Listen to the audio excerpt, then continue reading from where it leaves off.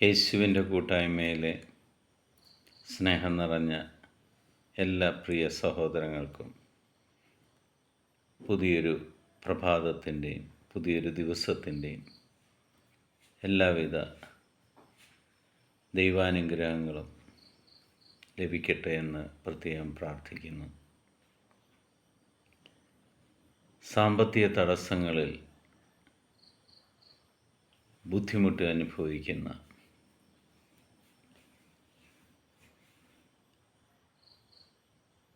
ദൈവമക്കൾക്ക് സങ്കീർത്തനത്തിലൂടെ വിടുതൽ കൊടുക്കുന്ന ഒരു സങ്കീർത്തന ഭാഗമാണ് ഇന്ന് നമ്മൾ ശ്രവിക്കാൻ പോകുന്നത്.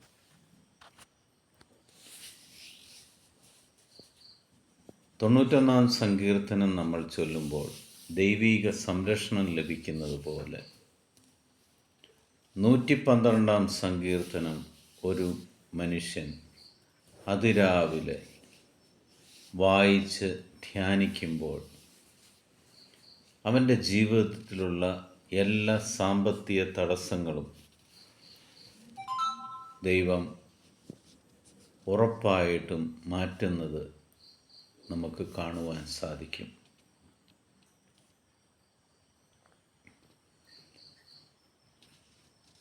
ഇന്ന് 112 സങ്കീർത്തനമാണ് ഈ പ്രഭാതത്തിൽ നമ്മൾ വായിക്കുകയും ശ്രവിക്കുകയും ചെയ്യുന്നത്.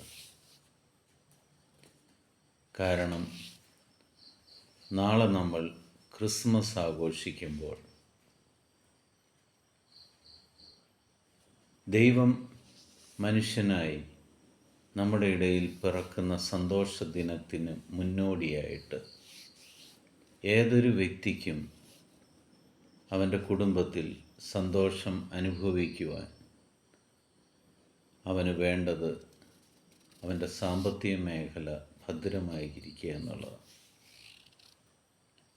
ആ സാമ്പത്തിക മേഖല ഭദ്രമായി കഴിഞ്ഞാൽ ആ കുടുംബവും എല്ലാവിധ സന്തോഷത്തിലും ദൈവത്തോട് ഏറ്റവും കൂടുതൽ അടുക്കുകയും ചെയ്യും. അങ്ങനെ സാമ്പത്തികമായി തകർന്നിരിക്കുന്ന, സാമ്പത്തികമായി ബുദ്ധിമുട്ട് അനുഭവിക്കുന്ന ഓരോ കുടുംബങ്ങളെയും ദൈവം ആ കുടുംബങ്ങളിൽ ഇടപെടുന്നതിന് വേണ്ടിയാണ് 112 സങ്കീർത്തനം നമ്മുടെ മുന്നിലേക്ക് കർത്താവ് ദൈവവചനത്തിലൂടെ സംസാരിക്കുന്നത്.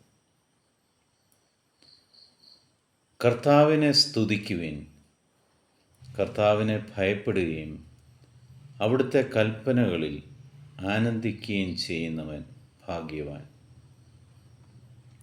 അവൻ്റെ സന്തതി ഭൂമിയിൽ പ്രബലമാകും, സത്യസന്ധരുടെ തലമുറ അനുഗ്രഹീതമാകും. അവൻ്റെ ഭവനം സമ്പദ് സമൃദ്ധമാകും, അവൻ്റെ നീതി എന്നേക്കും നിലനിൽക്കും. പരമാർത്ഥ ഹൃദയന് അന്ധകാരത്തിൽ പ്രകാശമുദിക്കും. അവൻ ഉദാരനും കാരുണ്യവാനും നീതിനിഷ്ഠനുമാണ്. ഉദാരമായി വായ്പ കൊടുക്കുകയും നീതിയോടെ വ്യാപരിക്കുകയും ചെയ്യുന്നവന് നന്മ കൈവരും. നീതിമാന് ഒരിക്കലും ഇളക്കം തട്ടുകയില്ല. അവൻ്റെ സ്മരണ എന്നേക്കും നിലനിൽക്കും. ദുർവാർത്തകളെ അവൻ ഭയപ്പെടുകയില്ല. അവൻ്റെ ഹൃദയം അചഞ്ചലവും കർത്താവിൽ ആശ്രയിക്കുന്നതുമാണ്. അവൻ്റെ ഹൃദയം ദൃഢതയുള്ളതായിരിക്കും. അവൻ ഭയപ്പെടുകയില്ല. അവൻ ശത്രുക്കളുടെ പരാജയം കാണും.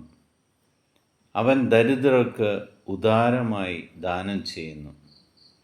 അവൻ്റെ നീതി എന്നേക്കും നിലനിൽക്കുന്നു. അവൻ അഭിമാനത്തോടെ ശിരസ്സുയർത്തി നിൽക്കും. ദുഷ്ടൻ അത് കണ്ട് കോപിക്കുന്നു, പല്ലിറുമുന്നു, അവൻ്റെ ഉള്ളുരുകുന്നു. ദുഷ്ടൻ്റെ ആഗ്രഹം നിഷ്ഫലമാകും. ആമേൻ ചൊല്ലി നമുക്ക് ഈ സങ്കീർത്തന ഭാഗം ഏറ്റെടുക്കാം.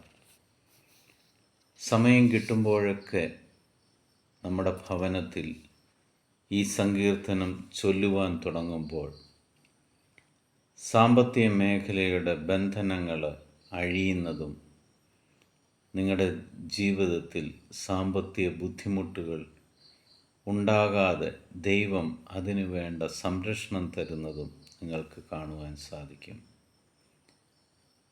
112-ാം സങ്കീർത്തനത്തിൻ്റെ ശക്തിയാൽ ആ സങ്കീർത്തനത്തിൽ ഉറച്ചു വിശ്വസിച്ചുകൊണ്ട് പിതാവായ ദൈവം നിങ്ങളെല്ലാവരെയും ഇന്ന് സമൃദ്ധമായിട്ട് അനുഗ്രഹിക്കട്ടെ എന്ന് പ്രാർത്ഥിക്കുന്നു. എല്ലാ വഴികളും എല്ലാ വാതിലുകളും ദൈവം ഇന്ന് നിങ്ങൾക്ക് തുറന്നു തരികയും നിങ്ങളെ അനുഗ്രഹിക്കുകയും ചെയ്യട്ടെ. പിതാവായ ദൈവത്തിൻ്റെയും പുത്രനായ യേശു ക്രിസ്തുവിൻ്റെയും പരിശുദ്ധാത്മാവിൻ്റെയും കൃപയും അനുഗ്രഹവും സമാധാനവും സമൃദ്ധമായിട്ട് നിങ്ങളുടെ ജീവിതത്തിലുണ്ടാകട്ടെ. ഇന്നു മുതൽ ശിഷ്ടകാലം മുഴുവനും നിങ്ങളുടെ ഭവനം സമ്പദ് സമൃദ്ധമാവുകയും എല്ലാ സാമ്പത്തിക ബുദ്ധിമുട്ടുകളും നിങ്ങളുടെ ഭവനത്തിൽ നിന്ന് വിട്ടൊഴിയുകയും ചെയ്യട്ടെ. ഈ നിമിഷം ഈ ഭൂമിയിലെ 800 കോടിയിലധികം വരുന്ന എല്ലാ മക്കളെയും ദൈവസന്നിധിയിലേക്ക് നമുക്ക് സമർപ്പിക്കാം. ദൈവം അവരെയും തൊട്ടനുഗ്രഹിക്കട്ടെ.